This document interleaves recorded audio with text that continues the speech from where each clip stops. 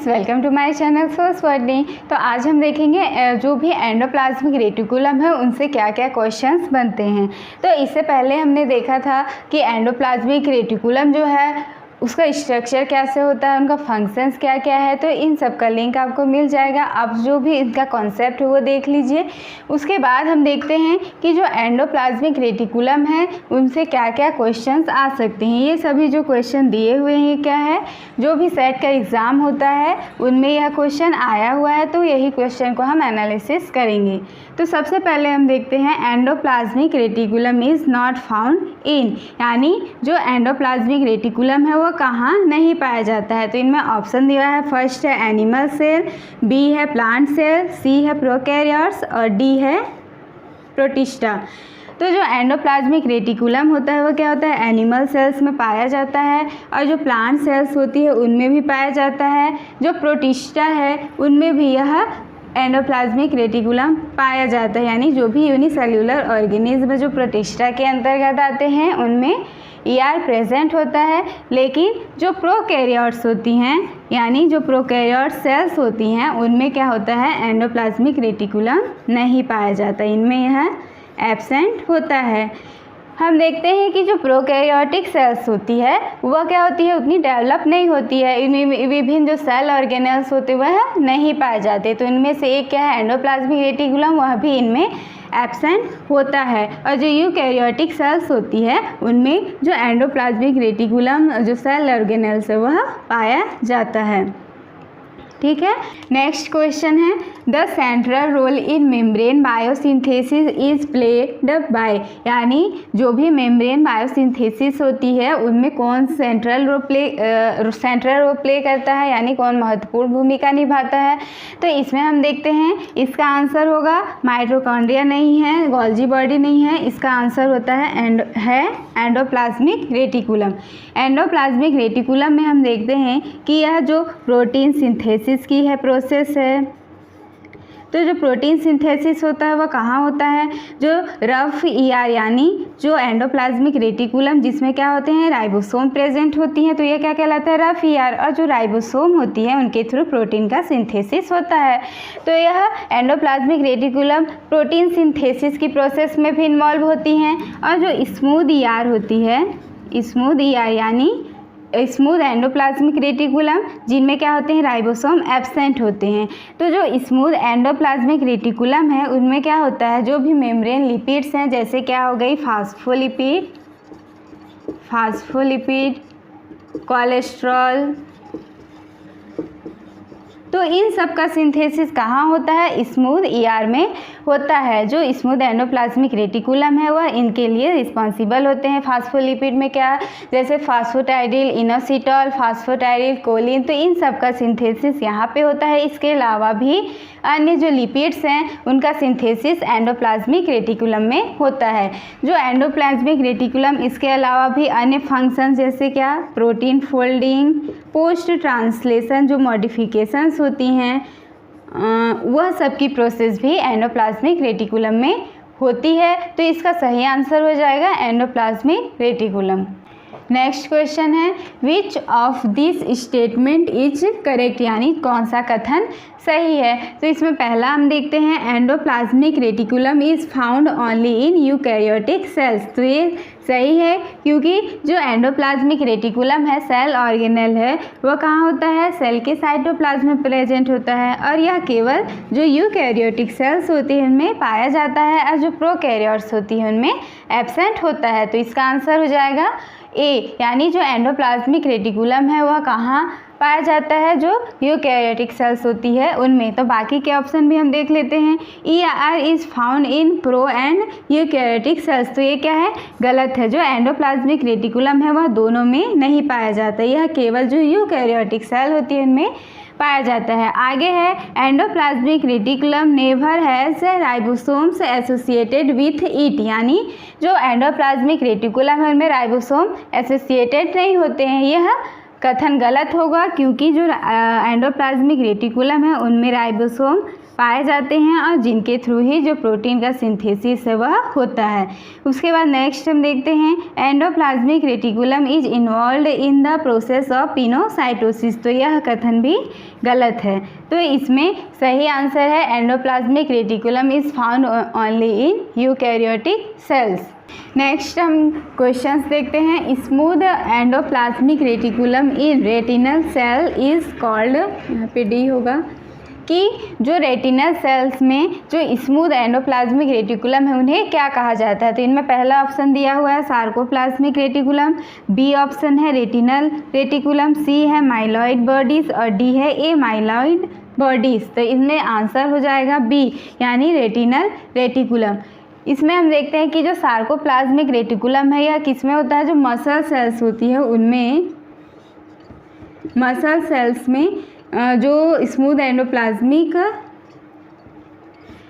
Endoplasmic reticulum होता है उन्हें क्या कहा जाता है, सार्कोप्लाज्मिक रेटिकुलम।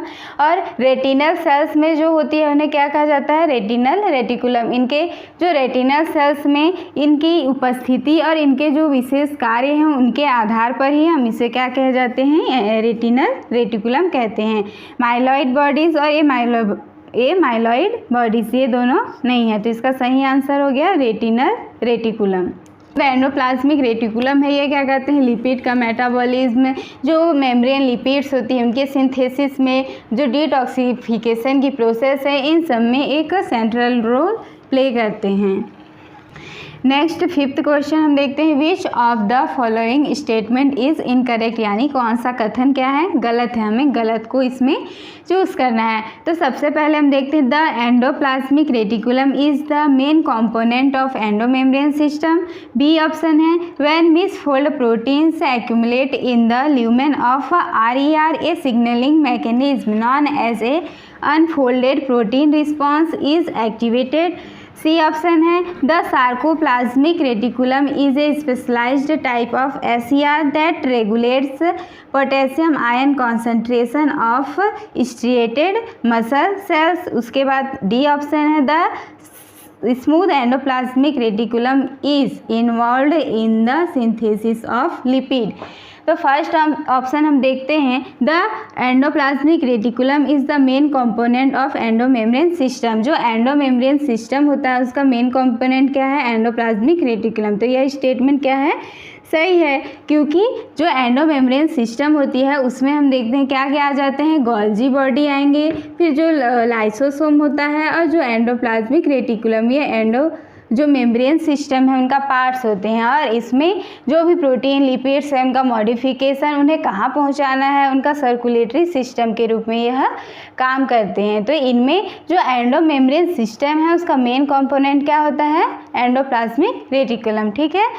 फिर बी ऑप्शन है when misfold proteins accumulate in the lumen of RER a signalling mechanism, यानी जब मिसफोल्डेड प्रोटीन्स कहाँ एक्यूमुलेट हो रहे हैं, जो रफ एंडोप्लाज्मिक रेटिकुलम है उसके ल्यूमेन में, a signalling mechanism known as unfolded protein response is activated.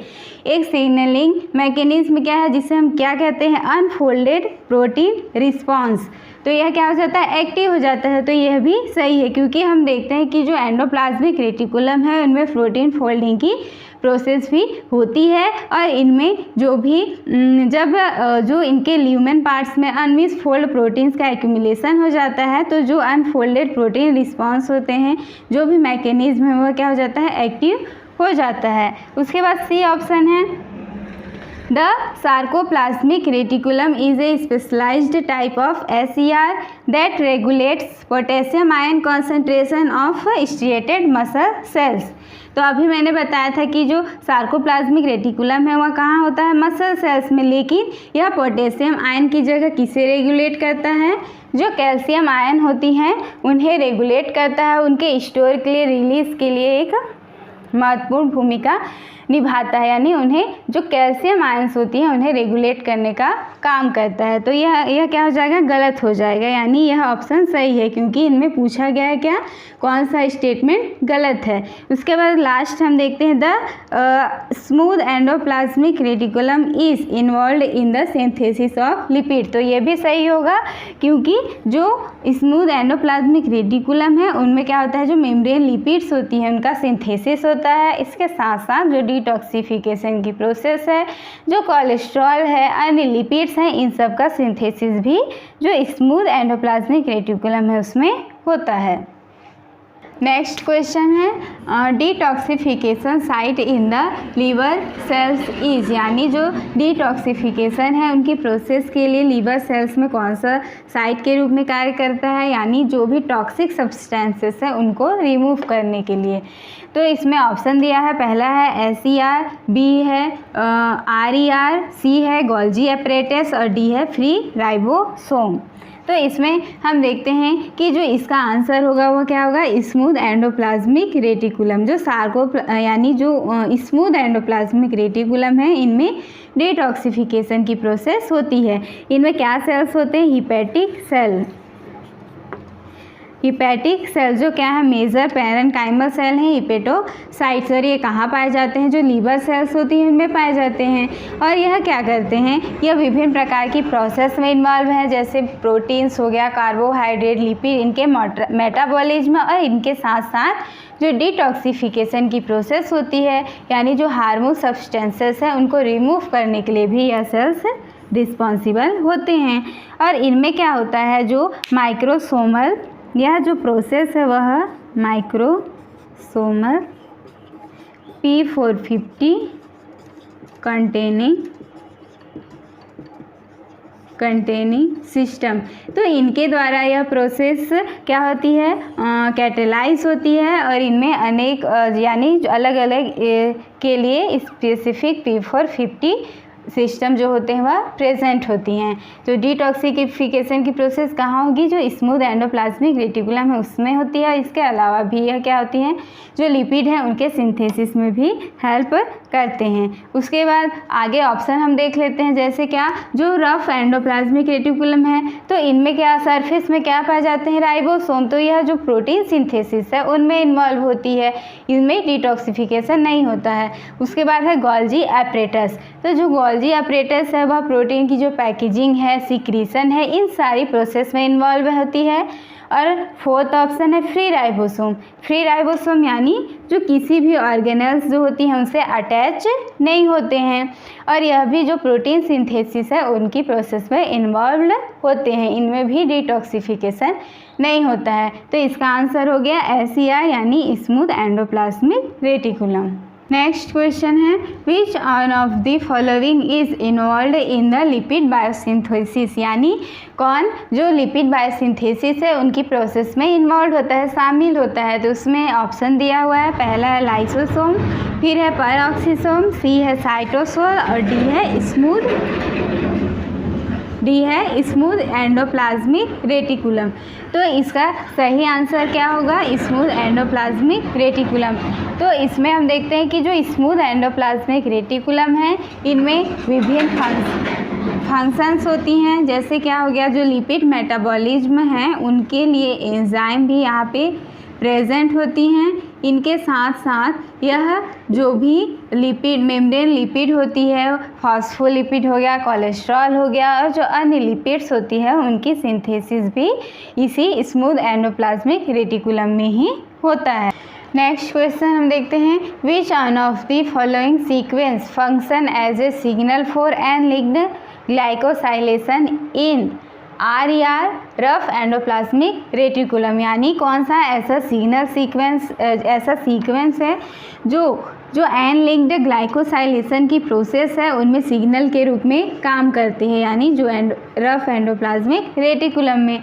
तो हम देखते हैं कि जो रफ एंडोप्लाज्मिक रेटिकुलम है उनमें क्या होते हैं, प्रोटीन के पोस्ट ट्रांसलेशनल मॉडिफिकेशन होते हैं, यानी जो भी नया प्रोटीन सिंथेसाइज होता है उनकी मॉडिफिकेशंस इनमें होती है। तो उनमें एक प्रोसेस है क्या, एन लिंक्ड ग्लाइकोसाइलेशन। तो इनमें क्या होता है कि जो भी न्यूली पॉलीपेप्टाइड पेप्टाइड होती है, जो नया नया क्या होता है सिंथेसिस हुआ होता है, उनमें क्या होती हैं जो भी ओलिगोसैकेराइड होती हैं। और इन ओलिगोसैकेराइड इनका सिंथेसिस भी क्या होगा RER में ही होता है। तो यह प्रोसेस क्या है एल्डिहाइड ग्लाइकोसाइलेशन। तो इनमें एक सीक्वेंस होता है जो क्या करता है इसके लिए सिग्नल के रूप में काम करता है। तो उसका सीक्वेंस होगा A यानी एस्पराजिन X serine and एस्पराजिन X threonine, यह सीक्वेंस उनमें होता है। ठीक है। और इनमें जो X है वह जो प्रोलीन होती है यानी जो प्रोलीन है उसको छोड़कर कोई भी एमिनो एसिड हो सकती है। इनमें X में हम प्रोलीन को छोड़कर इसके जगह कोई भी एमिनो एसिड रख सकते हैं। तो यह इनका सीक्वेंस हो गया और जो बाकी सारे ऑप्शंस हैं वो क्या हैं गलत हैं। ठीक है। नेक्स्ट क्वेश्चन है ड्रग डिटॉक्सिफिकेशंस आर प्रेजेंट इन, यानी जो डिटॉक्सिफिकेशन है वह कहाँ पे होती है। तो फर्स्ट ऑप्शन है पेरोक्सिसोम, सेकेंड है स्मूथ ER, सी है गोल्जी कॉम्प्लेक्स और डी है रफ। या तो अभी हमने देखा कि डिटॉक्सिफिकेशन होती है वह कहाँ होती है स्मूथ एंडोप्लाज्मिक रेटिकुलम में। तो इसका ऑप्शन क्या हो जाएगा स्मूथ ER। ठीक है। तो ये सारे क्वेश्चंस हो गए जो क्या है सेट के जो एग्ज़ाम है उनमें जो एंडोप्लाज्मिक रेटिकुलम है उससे रिलेटेड यह क्वेश्चंस आए हुए हैं। ठीक। अगर आपको वीडियो अच्छी लगी होगी पसंद आई होगी तो प्लीज़ वीडियो को लाइक कर दीजिएगा और जो मेरा चैनल है उसे सब्सक्राइब कर दीजिएगा। अब जो एंडोप्लाज्मिक रेटिकुलम है उनका जो भी पूरा कॉन्सेप्ट है यानी इसके डिटेल जो स्ट्रक्चर है फंक्शंस है वो सारी वीडियो मैंने बनाई हुई है। इसका लिंक आपको डिस्क्रिप्शन में मिल जाएगा, आप वहाँ से जाकर देख सकते हैं। आप टेलीग्राम और इंस्टाग्राम से भी जुड़ सकते हैं, इसका लिंक भी डिस्क्रिप्शन में दिया हुआ है। Thanks for watching.